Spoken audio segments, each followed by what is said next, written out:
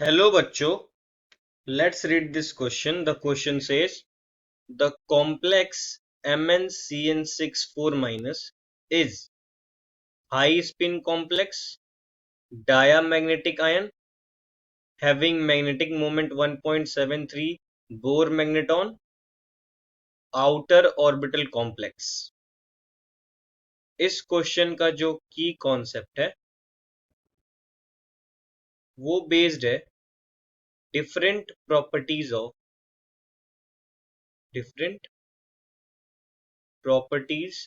Of MnCN6 4 minus.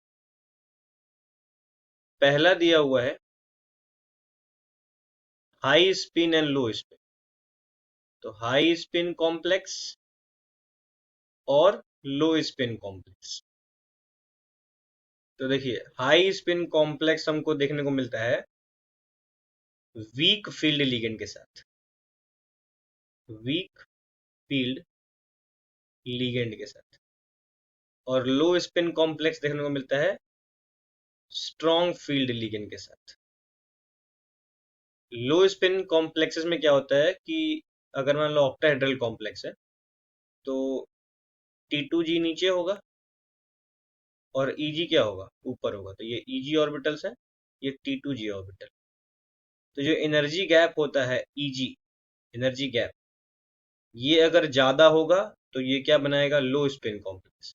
अगर Eg कम होगा तो क्या बनाएगा, हाई स्पिन कॉम्प्लेक्स।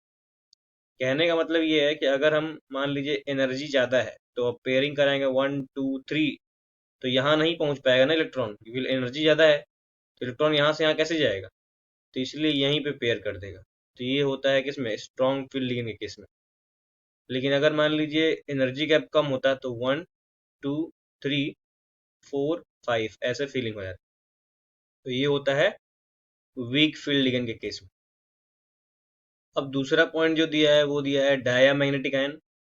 तो डायामैग्नेटिक क्या होते हैं, तो डायामैग्नेटिक आयन का मतलब ये है कि इसके पास क्या होता है, नो नो अनपेयर्ड इलेक्ट्रॉन।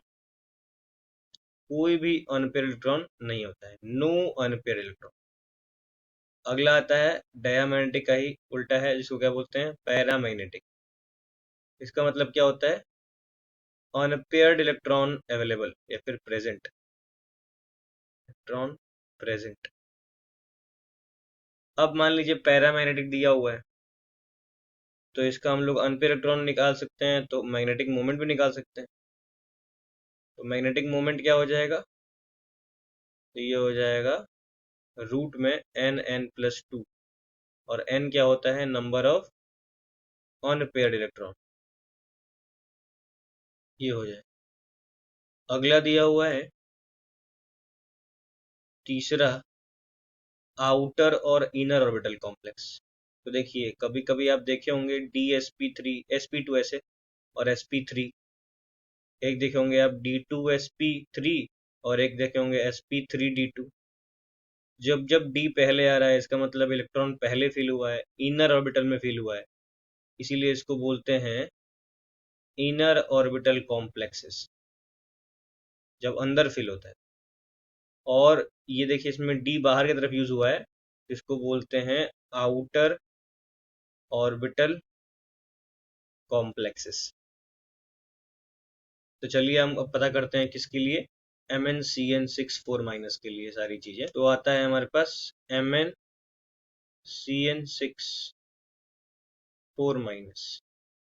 सबसे पहले निकालते हैं x, मतलब ऑक्सीडेशन स्टेट, -6, क्योंकि Cn का -1 होता है तो 6 का कितना हो जाएगा, -6, -4, x का हो गया +2।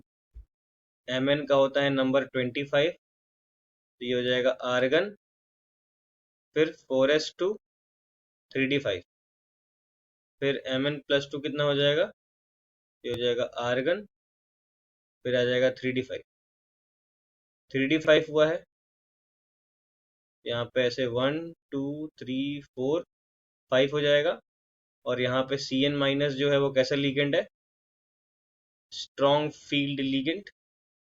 स्ट्रॉन्ग फील्ड लिगेंड है तो क्या करा देगा, पेयरिंग करा देगा, मतलब एनर्जी गैप ज़्यादा होगा तो पेयरिंग करा देगा ये ऐसे, तो एक अनपेयर इलेक्ट्रॉन बच जाएगा।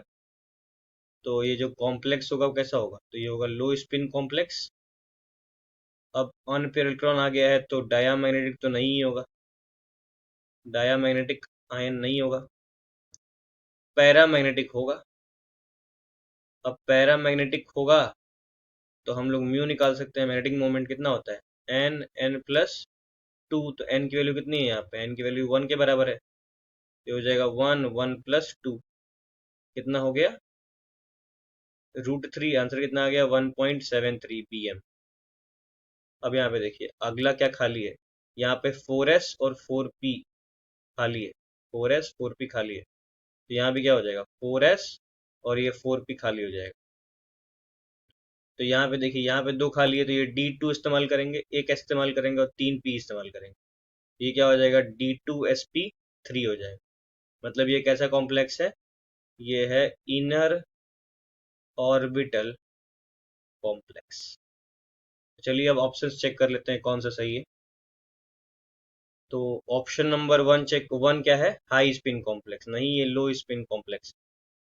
बी दिया हुआ है डायमैग्नेटिक, ये भी इनकरेक्ट है, ये पैरामैग्नेटिक होता है। सी दिया हुआ है हैविंग मैग्नेटिक मोमेंट 1.73, ये करेक्ट है।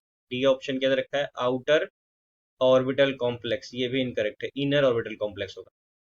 तो ऑप्शन सी क्या हो जाएगा, करेक्ट हो जाएगा। I hope you got the answer, thank you and best of luck.